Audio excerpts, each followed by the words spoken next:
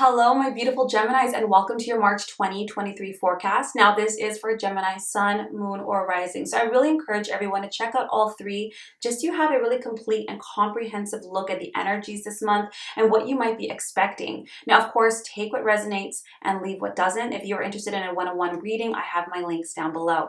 Now, Gemini, we're going to be looking at the month of March as a whole and some of the energies you're going to be experiencing, but more importantly, how can you best utilize these energies for your highest good and well-being. So let's jump on into it. This month really does have a bigger focus on your relationships and growth in this area. You have the Six of Swords, the Three of Cups, the Eight of Wands, whatever you've been going through in the realm of relationships, whether it's romantic or familial or platonic, doesn't really matter. Understand that this month you're going to start moving out of any, choppy waters, a little bit of a stressful or stormy-like energy. So if you've been having some disagreements and misunderstandings, anything that might have been causing you some mental stress or strain, really expect it to get much better in the month of March, Gemini. This could, of course, be anything from romantic partnerships to business collaborators.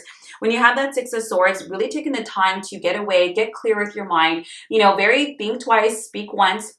Gemini, in order to kind of move through this, you have it with the Three of Cups. You're going to see a lot of solutions coming up this month, a lot of reasons to celebrate this month. I know it's still cold, but Gemini, if I were you, I'd get out there, let loose a little bit, go have some fun, release a lot of the tension that has been building up in your mind and in your body. And you'll realize when you do that, solutions tend to come naturally. Now, you're not going to get out of the work, none of us do, but understand you're in a much better space to have really important conversations and to hear some really important truths. You have it with the Eight of Wands and the Three of Swords. It's really important to face some conversations that might be a little bit painful, that might be true, that might be honest, and might trigger some old grief. But understand you're in a much better emotional space to do that. Let's say you got into a big fight.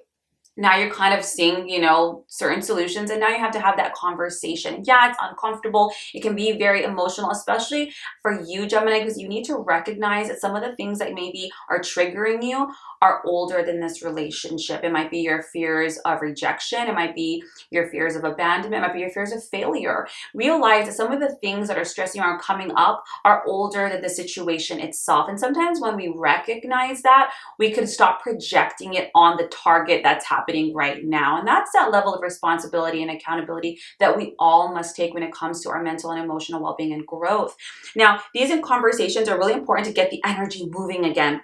You have it with the Patience card. This is about finding middle ground, Gemini. Compromise. It's not all your way. It's not all their way. How can we find a way that both our needs are met? Maybe not all our wants, and that's human, I guess, but all of our needs. It's really important to be patient, to find balance in your life and in the relationship itself or relationships, and really work on the healing process. The Patience card is a card of divine timing and healing. So don't try to run away, push away, or procrastinate anything that's not going to solve it. You're just going to find that life brings you right back to this lesson. So I say, why not solve it here? And really take the time to be a little bit more balanced in that way. You have the Five of Wands. Do your best to rise above any kind of arguments. Whenever you have the Five of Wands, tends to be a little bit more verbal drama at play. And maybe this is happening around you too. The Five of Wands could be arguments happening within the family, within the company, or within your relationship itself. But do your best to kind of, okay, I'm not going to engage because that's my ego. Let me rise above this and say, what's the bigger picture here? The bigger picture is finding solutions, growing, loving each other, figuring out what to do next, not the petty arguments. So even though it might be happening, as hard as it can be, Gemini, try to remember the bigger picture here and realize when it's your ego being triggered and not your higher self. You have it with the Nine of Cups and the Death card. The Nine of Cups, all this work that you're putting in, Gemini, is going to yield so much joy. It's finally going to put you into a place to finally have really healthy and loving and reciprocal and fulfilling relationships. Nine of Cups is you've put in all this work and now you can really just enjoy the emotional happiness that takes. And that's all relationships, right? Now, of course, I'm not saying or validating any toxic environments, not at all. I'm talking about those healthy relationships where both people are working on things in order to grow and be happy. You have it with the Death card. This is very much a part of your own transformation. All the air signs have gotten the Death card this month, but that's not a bad thing. This is about us leveling up, closing old doors, moving in new directions, writing a new chapter, a new story in our lives, which is necessary for all of us as we grow. But this is really transforming your relationships, Gemini, really transforming them in a way that allows you to let go of the past, let go of that old story, let go of either that child, that victimhood, self-heal, that childhood aspect, so we don't keep repeating or working from that space that might have served you earlier on when the anger pushed you to make changes and grow, but now it's hindering you, right? So we need to recognize when things no longer serve us and to let it go. And it's not easy because we feel it's part of our identity, but I feel you're in a much better space in March to do that inner work. You have the Two of Wands and the Ace of Swords. I love this. The Two of Wands are two people that really come together and are on the same page, and they have the same goals, and communication is amazing and could really collaborate. Now, this again could be a romantic partner, a business partner, anybody who's close that you want to keep in for the long term. And you have it with that Ace of Swords and that Page of Swords. This is going to require new mental perspectives and approaches to your relationships. Maybe you recognize, okay, this is the way I've always done it, but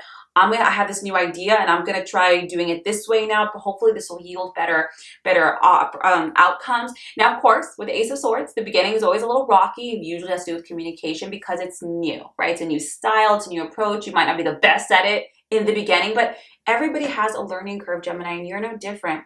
You have it with the Page of Swords. I think part of this, with the Queen of Coins, I think part of this is learning how to be very open and very honest in a much more warm and understanding and compassionate manner. We could be really straight up and direct, but that doesn't mean it's going to make things better in the way that our tone is or the way we say it. You can be honest and kind at the same time. You can say your truth in a way that's meant to be objective and understanding. Instead of just being like impulsive and be like, you're an idiot or something like that, really putting that out there. But it also requires you to hear the truth, Gemini. The Page of Swords also requires you to hear some truths that might be hard to hear, right? No, nobody wants to hear things negative about ourselves, but trying to take it more constructively versus personally. If someone says, look, when you say it, it's really mean. You might say, well, that's not how I mean it. Okay, it might not be how you mean it, but that's how it's sounding. So if you care about this other person, is there a way that you can still communicate your truth that's more palatable? We're all different, and that's where that compromise comes in, Gemini. That's where that middle ground comes in. It's not changing you. It's changing your approach. Do you know what I mean? And that's everything. You wouldn't talk that way to a business partner unless this is your business partner. You know what I'm saying? If you can be kind and professional with other people, why not this person? Do you know what I'm saying? If you really want to have love and healthy relationships, we ourselves have to grow. You're not changing the fundamental aspects of who you are. But when we think about who we are, who is that? Half the time it's a conditioned self. And so that's not really who you are. If who you are is to be creative and loving and authentic, you can do that in many ways. Do you know what I mean? Growth, Gemini, growth. And I love seeing this because it's finally going to give you that happiness that you've been looking for, or not realizing in a weird way that maybe you've been keeping it from yourself, through yourself, So I hope this serves you, Gemini. It's going to be a much happier month in the month of March. And congratulations, because I know this work isn't easy. If you would like a more personal one-on-one session, my links are down below. Or if you're interested in some workshops, some classes, some more inner development, please check out my membership community. That link is down below. 7 days free just to try it out and see if it's something that resonates with you. Otherwise, Gemini, I will see you next month for next month's readings. Take care.